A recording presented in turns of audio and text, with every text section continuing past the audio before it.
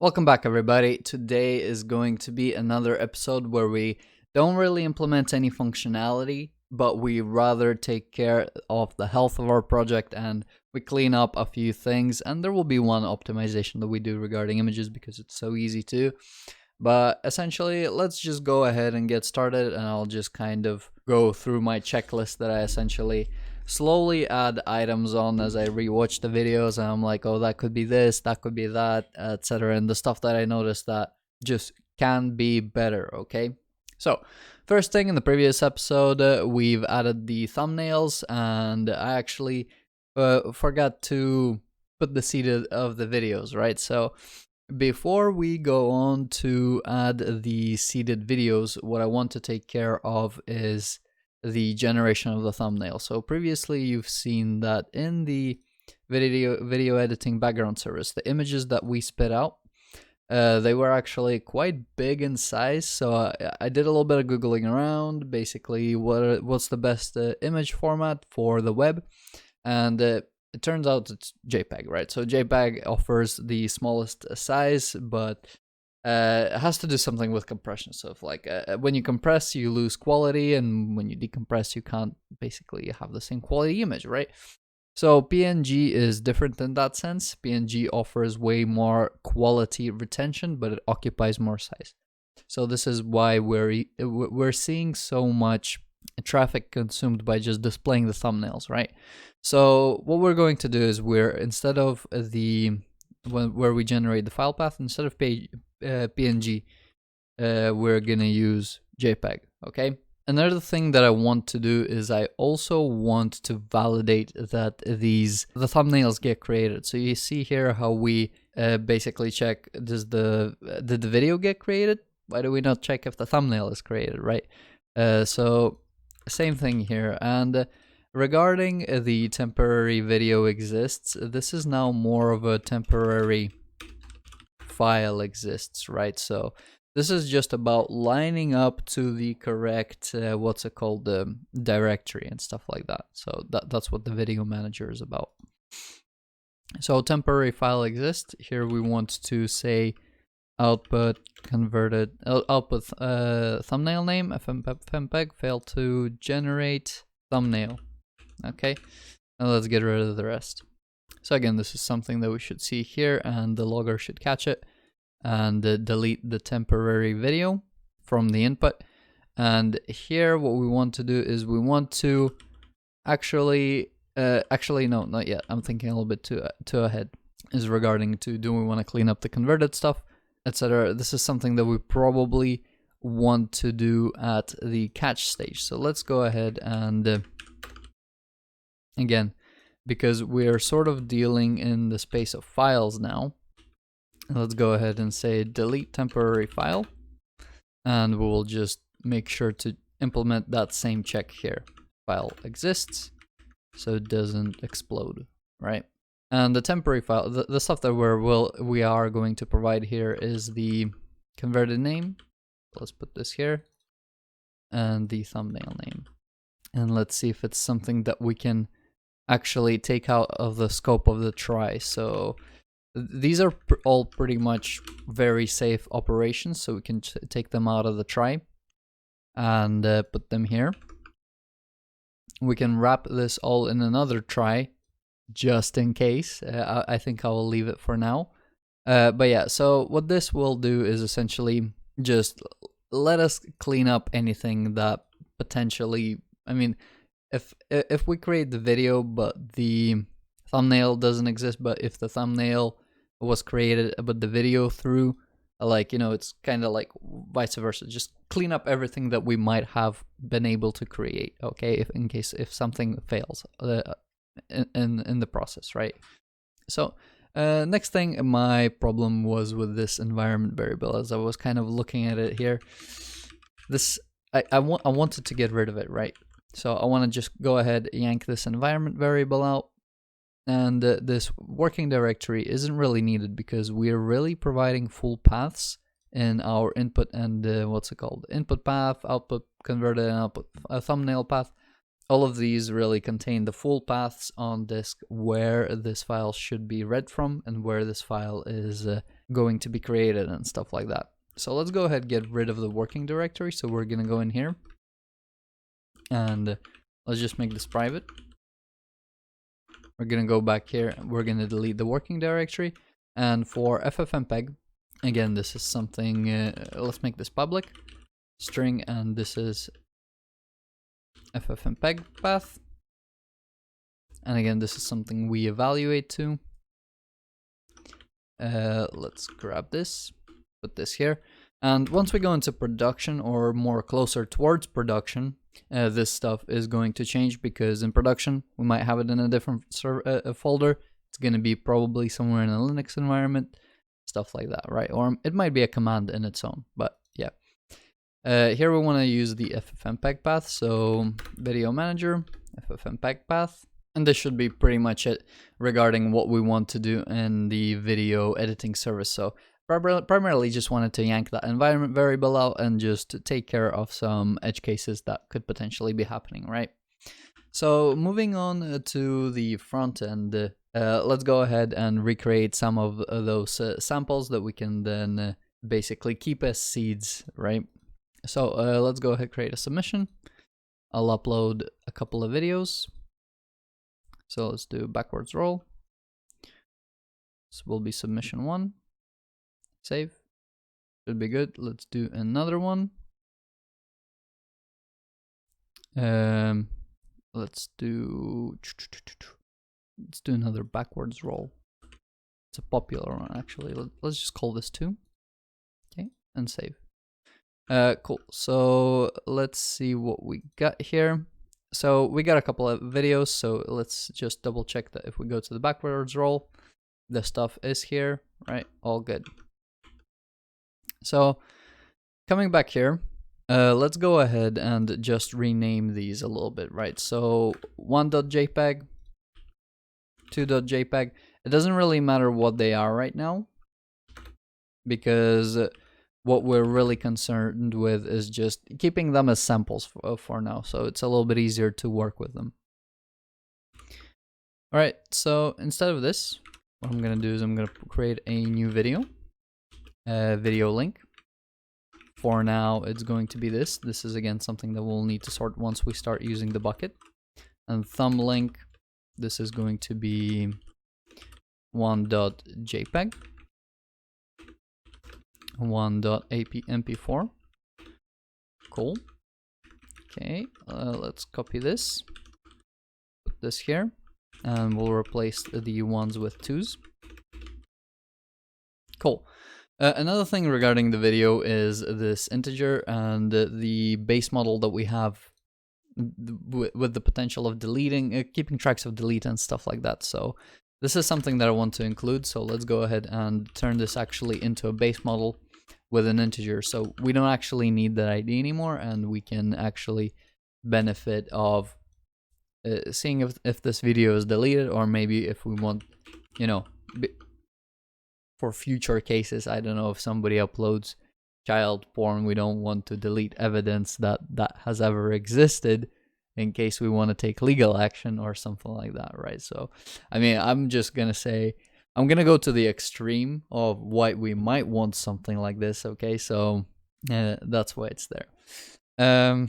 Right, so that's that. What should happen now is stuff should get removed from here, because the application gets recompiled and the seed should be actually in the backflip now. So here is the stuff, here's the video. So let's see, we are getting a validation error on the video here. So let's actually go to the video player, and where we have the type here, let's go ahead and supply an object instead, right? So we're just expecting an object at this point, and that's fine. Another object, what's called another warning here that we're going to take care of in a second. Primarily what I want to look at is the network tab. So let's go ahead and actually, let's clear this and refresh this, right? So what am I looking for in here? What I'm primarily looking for is the images, right?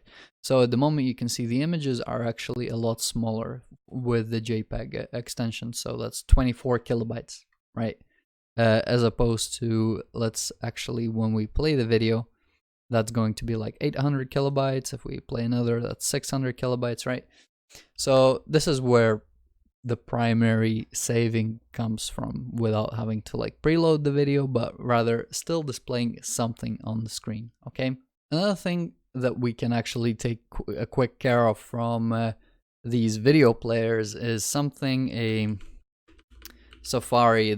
It's a primary functionality of if you ever tried to put an HTML5 video or play it in Safari, or try to configure it for Safari, you're gonna know this option exists. So plays in line, and this is just an option that basically, if you don't have the plays in line, I was just looking for an example, but basically this option, and what it will do is, usually, you know how when you are browsing on your phone and you play the video, it just plays it, right? Well, on Safari, on your mobile phone, if you don't have this option, when you play the video, it basically enters full screen and plays it on your full screen, okay? Why? I don't know, but you know, we just want to basically just play the video. So make sure you have plays in line. For regular browsers, it's not going to do anything, but on Safari, all it's going to do is it's going to prevent your video player from going full screen, okay? If you're using an iPhone and you don't have Google Chrome installed, etc. So now that that's more or less cleaned up, let's go ahead. So that was regarding the whole video editing sort of side of it.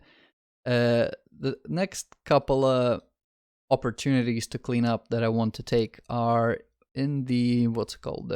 Let's go to the index page first. So where were the pages? Index page.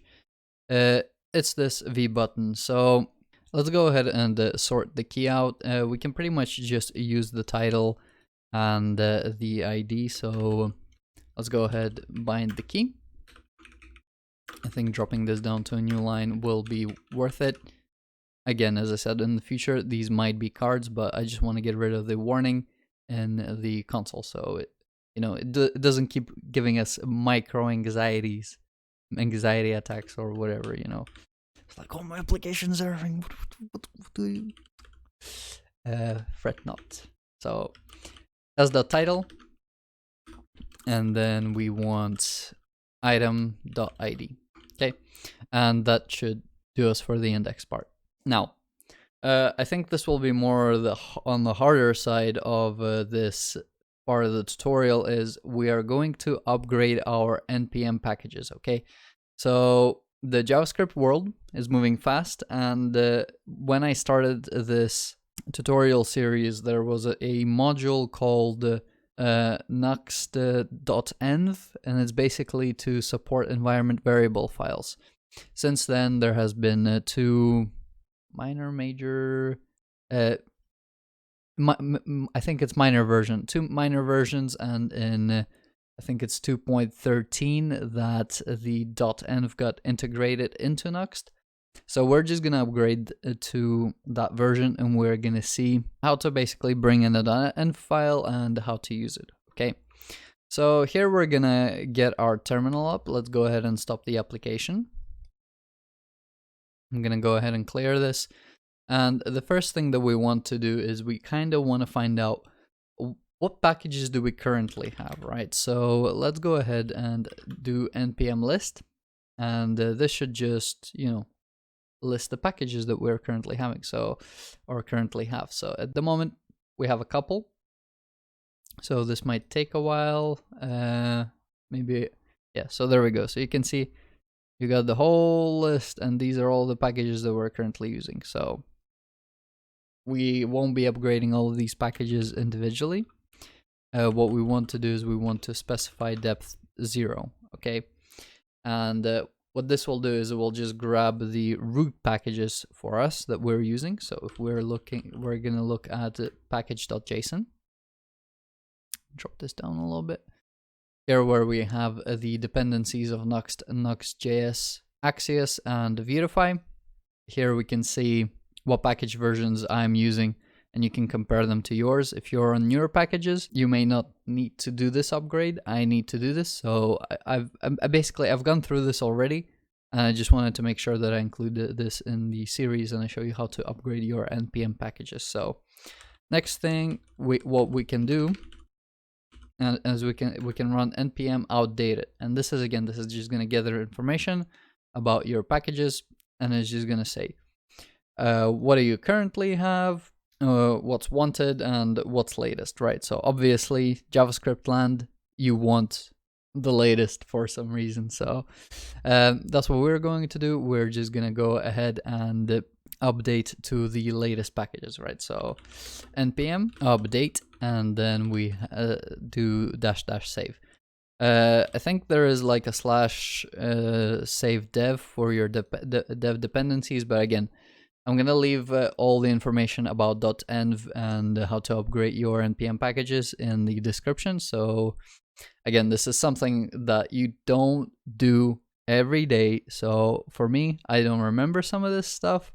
I always just go and Google, right? So again, Google skills are important here. So running this command, it's gonna take a while. So go ahead, leave this on, go make a cup of tea, grab a cookie. Okay, so here we are. Essentially, you can see the package versions that we're currently using, and again, we can do npm list / depth 0 to kind of see what we're at now. So Nuxt is at version 2.14.0, and Axios is 5.12. There could be breaking changes. I have not extensively tested this. I have tested some things. Seems like it's all working, so we'll see. If anything breaks, we will take care of it. So what did this change give us exactly? So what's going to happen is, let's go ahead and insert a file, and we're gonna call this the .env file. Okay, and these are your environment variables. So same as for our API, we have app settings development.json, app settings.json. This is how we control the environment variables for our Nuxt application, or generally Vue.js applications, right? We can then copy this file.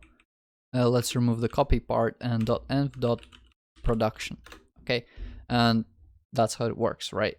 So you would have some kind of, I don't know, API URL where the value would be HTTP localhost 5000 for your development environment, and then it would be api.somesite.com, right? And one would be used in production once you package it up. One will be used during your development environment and stuff like that. So we got these two files. How do we surface them? How do we use them? Let's go ahead and check this out. So I'm gonna go ahead and npm run dev to start up my application again. And once it starts up, we're gonna go ahead and take a look at this. Okay, so here we are. What I'm gonna do is I'm actually going to go ahead and just open up the index page, and we're just gonna have a play around in here. Okay, so I'm gonna create a new div and the stuff that I want to display. So first thing is we have process.env, and here is where we can or should be able to select this information. So for example, API URL, that should now be displaying here, or maybe rather because it's not part of the component. So let me close that thing there and compute it. Let me just quickly create a computed variable where I'm going to return this environment variable. I'm just going to render the API here. Okay, and there you have it. So it seems like it's accessed only for a short amount of time. I didn't know that's the way it actually worked, but I mean, the more you know. So the value is not always present there. It is there when you access it. Okay, so what other ways can we use this, right?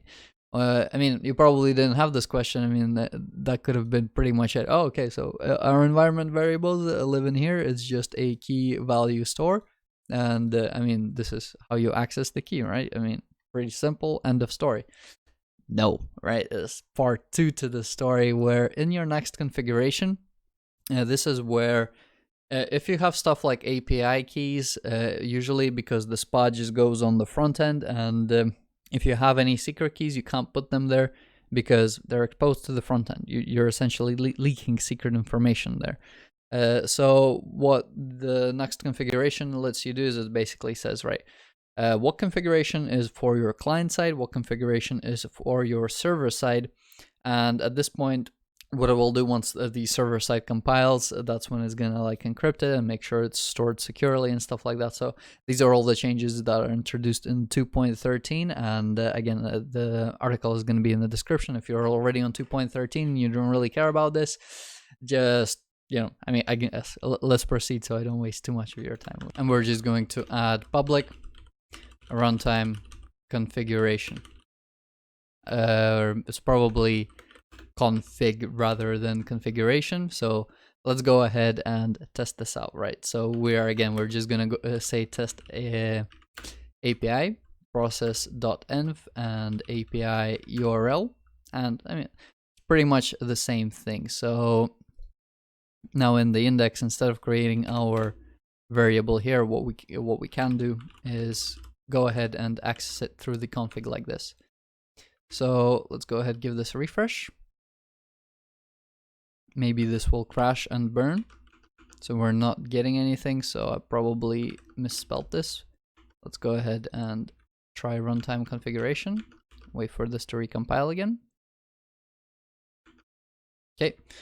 All right, and there it is. So this time it's pretty much the same thing, but it's not disappearing, and we're kind of taking the environment variables, putting them through the Nuxt configuration, and then Nuxt is taking care of managing that dependency for us. So there's the public runtime config. If you can imagine, the counterpart to public is private, right? So there's also public runtime configuration. So if you have stuff like secrets and you want to be accessing APIs on your server-side calls, put the secrets in your private runtime configuration. Do not commit your secrets in your environment variables and your environment production.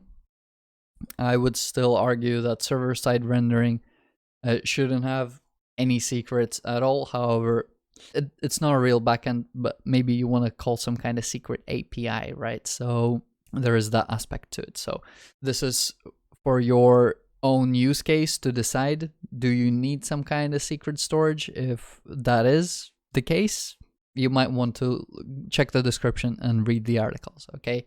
And yeah, we're not really utilizing this. We will just leave this environment variable because this is something that we're going to be using in the future once we're sort of trying to migrate to our production environment, where we will need to essentially set up all of these environment variables and what are the URLs on the back end once we actually have domains and stuff like that, and it's on the server, and like once we get there, this will all make sense. But for now, we're just keeping this here. We're not doing anything too crazy.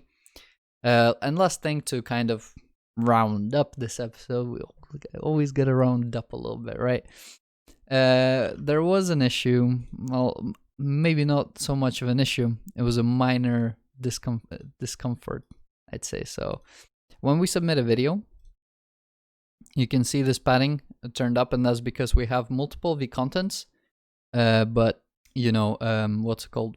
We only put the class to remove the padding on one. So let's go ahead and take a look at our submission steps and see what I'm talking about. So you see we have this v stepper content, and we have this class with the padding, and there's all these other ones to put on. So I don't want to keep remembering to put this stuff there. So what I'm gonna do is, again, I'm just gonna open up one of these. Let's press F12. Let's grab this bit, vstepper content. Don't just grab the class, because sometimes that can actually lead you astray, and you might think, it's depending on which class, and I'm gonna take the class. No, what you want to see is where the padding is actually located. So in this case, it is just on the class, so we are gonna grab it. But sometimes you might get like a combination of classes, and the way the CSS points work, you're just not going to be able to override. So just a caution here, if you are going to be overriding Vuetify styles, check where they are applied here, what class paths are taken here, and then you can basically take the same class path, but just kind of just add your own sort of thing, okay? And that will just bump the points up and you will override the CSS, okay? So it's just a caution, because sometimes you're going to try to override the CSS and you're going to be like, why is it not overriding? I've done everything correctly. And then you read 10 hours of how to CSS and you finally get enlightened and stuff like that. So we want to create a class. What I'm going to go for is the same sort of notation where I just want to say padding top is 0, but let's go ahead and say force padding top and 0, right? And we're just gonna take this class. So I don't want to just start using this willy-nilly. I just want to say that I'm gonna force padding top on something, and anything that contains the following element or any other elements for that reason, which I can just put here, I'm just gonna override the padding. Okay, so padding top 0, easy peasy. On the submission steps, let's go ahead and say force padding top 0. And here we go. So let's go ahead and see this. There it is. And if we take a look, padding is 0, right? So I'm pretty happy with that. Let's go ahead and just make sure that we have the same thing on the trick steps. FTP 0, this class, let's get rid of it. We're just gonna check the difficulty form, doesn't have that. Content form, doesn't have that. Everything else seems to be fine, right? So this will be it for this episode. Pretty short, nice and sweet. I think in the next episode, we're going to start diving into the moderation aspect of our application, right? So I think that's going to be more or less the bigger bulk of the work, as well as adding users later on. So it will be moderation, adding users, and then we're going to get into integrating with the cloud. And that's when we're going to wire up with the S3 storage. And we're going to set up our server and stuff like that, right? So that's just the general road plan that I'm seeing. There's probably going to be a few episodes in between where we're going to be like, style this UI, clean up this, do that and that, right? But anyway, this will be it for this episode. Thanks for watching. If you enjoyed it, leave a like, subscribe. If you have any questions, leave them in the comments section. Come also join my Discord server, where I'm essentially keeping like a little community of people who are helping, who are asking questions. So if you're involved in the project, I recommend you come join, get involved. I also stream on Wednesdays and Sundays. So if you're into that kind of thing, come say hi, and I'll see you in my next episode.